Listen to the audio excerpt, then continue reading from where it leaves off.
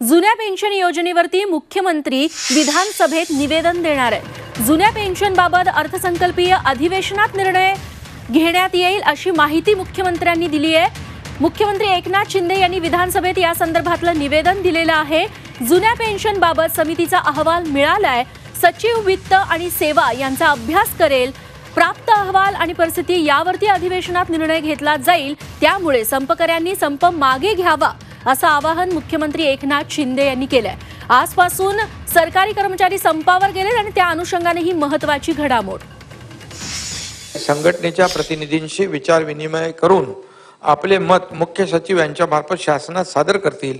निवृत्त होणाऱ्या कर्मचाऱ्यांची आर्थिक व सामाजिक सुरक्षा जुन्या पेन्शन योजनेप्रमाणे योग्य प्रकारे राखली जाईल या मूळ तत्वावर शासन ठाम आहे। प्राप्त अहवाल व त्यावरील चर्चा व अंतिम निर्णय हा या तत्वाशी सुसंगत असेल। सदर अहवालावर अंतिम निर्णय येत्या अर्थसंकल्पीय अधिवेशनात घेण्यात येईल। भंडाऱ्याची उधळण म्हणजे